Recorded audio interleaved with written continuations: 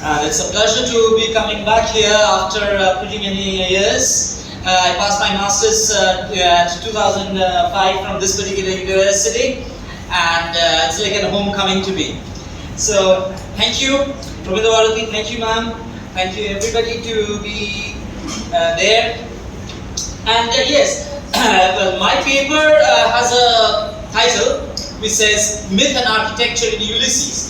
But since this panel has been in Eliot, I will not just dispense off with Eliot, right? Because I would like to continue the idea of Eliot and then move to Ulysses in a while. That the point that I will be approaching this entire paper is about referentiality and intentionality. Something that I have looked in when I was studying Husserl, and his idea of Zeitdenken has given me the idea of studying the referentiality and intentionality. And when I was looking at the seminar, I could not but look at it without that, because both Eliot and Ulysses has a kind of intentionality and referentiality. So what is intentionality and referentiality? So Brentano traces the basic idea of intentionality back to an ontologically problematic relating to the intentional inexistence of objects, which was debated in the late medieval scholasticism. And when we come to referentiality, the referentiality of that shows is the referential access to consciousness to the object's mid of sensory perception. So, when Joyce was demythifying the myth, Joyce's demythification of the myth of Ulysses, Odysseus, in his novel Ulysses, as well as his demythification of myth of Fall in Finneganweg, we see that his treatment to the myth brings out the problem of referentiality and intentionality. So while dealing with the Cantonian infinity set and infinity loop in Joyce's text, we cannot leave out the aporia of time. That is an absence-presence in the story. And Paul Ricoeur's magnum opus, Temps aussi, can be a formative deconstructive to provide a denouement of Joyce's aporetic time. What is aporetic time? As discussed by Husserl, quote, the basic aporia of time is drawn from Augustinian dictum, the Latin words, si nemo a me curata sico si cirante explicere voluminesco, which means, what then is time? If no one asks, I know. And if I want to explain it to someone who asks, I do not know. Husserl explains how every attempt to constitute temporal objectivity in the subjective consciousness can fail, and thus form an aporia. For Joyce, time is not the singulier collective, the collective singular, as Aristotle said, and thereby missing out on the singularity dimension, as he writes in his physics, the book Physics, rather the subsets of infinite series of different time points. In Joyce's realm of textuality of dream and temporal objectivity of the character's subjective consciousness inside the dream, there is an aporicity of present.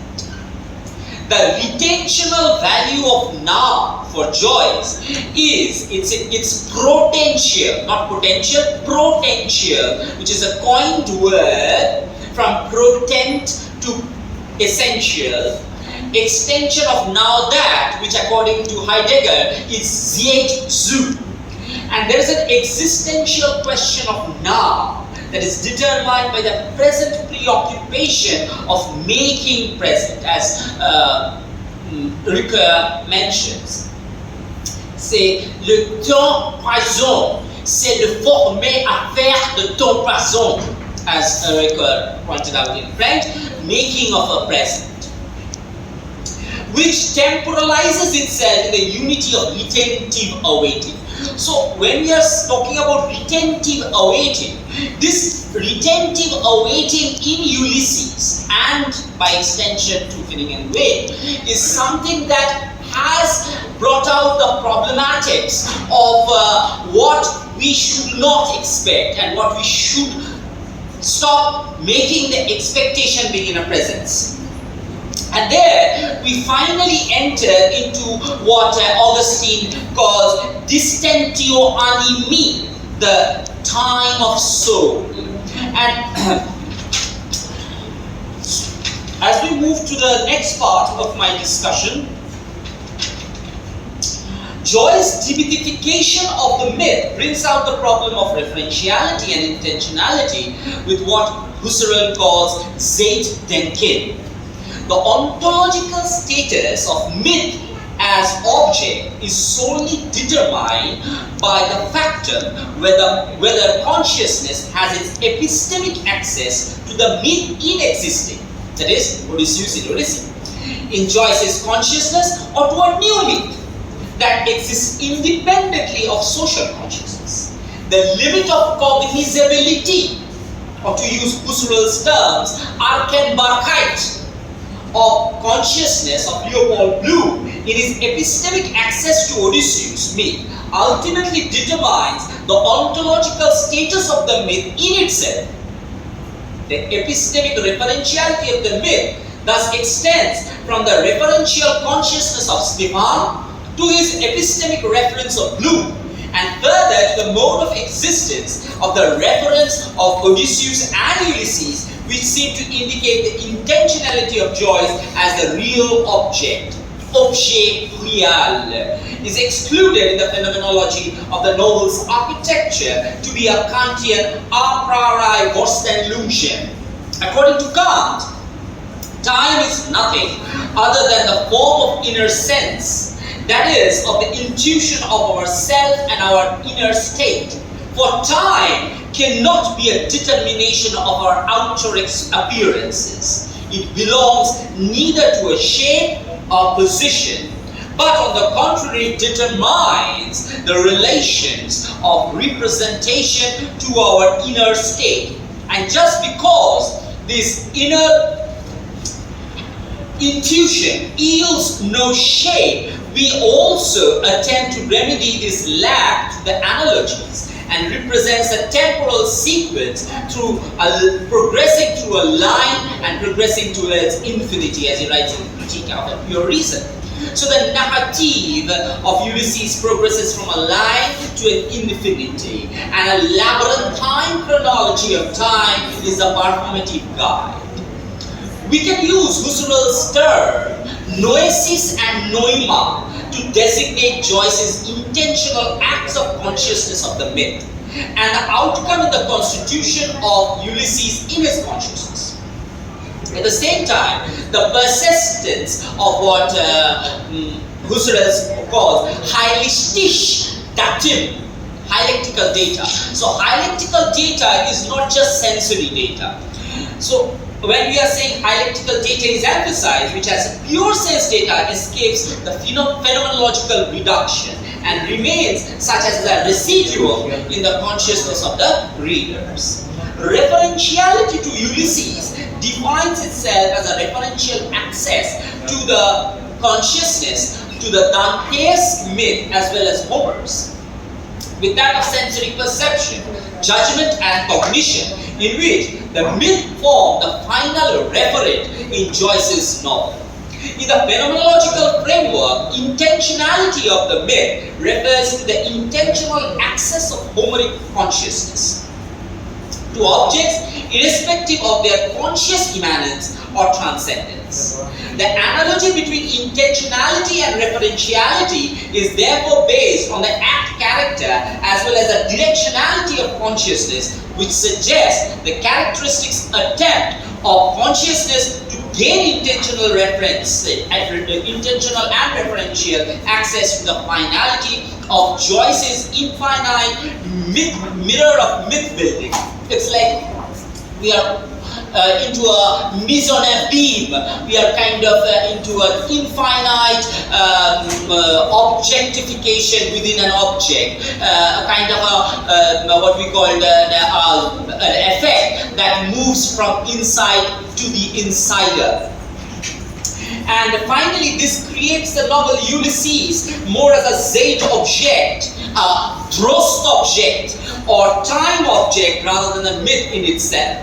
Stephen Dedalus, Leopold and Molly Bloom and other personages of the novel are in some sense identifiable with certain mythic figures like Hamlet, Christ, Odysseus, Lucifer, Icarus, Telemachus, Elijah, Panthers, Moses. And that the structure of the book, when it is read with this in mind, sets up coherent sets of relationships among these personages. There is kind of an infinite vendetta. There is a Venn diagram that goes on intersecting the informations. Joyce, that is, argued seriously, important, emphasizing the word seriously, to have made this work a repository, a la Jung, of the world's archetypal wisdom. And as Gilbert puts it, within quotes, the entire synthesis of macrocosm and a compelling symbol of the history of the race. Quote close. So now it has been regarded with variety of identified images when we are talking about the figures in Ulysses. For instance, when Duncan is talking about it, he says Daedalus is identified with Christ as the Paschal lamb who recapitulates Christ's temptation in the desert and finally suffers a symbolic death at the hand of the soldiers. When Damon is doing it, Damon identifies Daedalus with Lucifer and Bloom with Christ. And when Tyndall is writing it, he is writing it as a kind of a mass Easter time, in the course of which Bloom passes rapidly to the condition of Moses and Elijah to that of Christ. So, when we are seeing this continuous shifting paradigms of identifiability in the referentiality and the intentionality of the epistemic access, we see this positionality of Joyce singularizes his agential negotiation with the act of creation via reductivity in relation to reality. For Joyce, reality is an excess, and the evidence of the world creates no new signification for him. For him, evidence arrests us only when we are attentive to its presence. The Berkeleyan implication of the tale not only creates a subtext of agnosticism, but also shares the vacancy of God and makes a parable out of this metanomical space of theocracy. The philosophical monism too finds its limit in Joyce as he goes beyond the reasonability of the reason and explores the non-materiality of the unconditional materiality of God and his vigilance towards the unconcealed process of creation. Is very Heideggerian as it shows the insusceptibility of God's presence even as this principle and its single absence in every decision. Here, Stefan and Bloom are not brought into accountability of their narrative or myth, and in the dream of creation, we see a kind of dissimulation both of historicality and temporality. This is the ontological confusion that Joyce creates, where the real is trapped between the metaphysical and the physical. And critics like Stephen Connor, Linda Hutchinson, Sylvia Molloy all finds in Joyce the system of endless textuality, the endless deferral, which I was talking about as a Drost effect. There is a challenge of meson or beam in Joyce's equation of simulation and therefore an operational double, not the dedoublement, not the doppelganger, but an operational double. For him, it's not a linguistic finite, but the transcribe of the infinite. And if Ulysses is a functional of finite fallacy represented by the phi of knowledge, then Finnegan Wake is the denomination of infinite equation, that is infinity of finite consciousness in epistemological and ontological case study of anxiety. For Joyce, the simulacrum of creation becomes the site of dialectical data. So as we do not have time, I would just like to talk one or two words to finish my presentation about why I went to this theory and whether Joyce was into the idea of Husserl intentionality and referentiality. So why Joyce adapted the idea of referencing. The idea of referentiality for Joyce is a very conscious choice. So it was not a bibliophilia.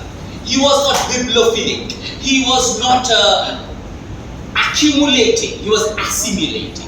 And in his assimilation, he uses these figures as a reference point only as to find as an epistemic access to the conduit where the contextuality of intentionality was present.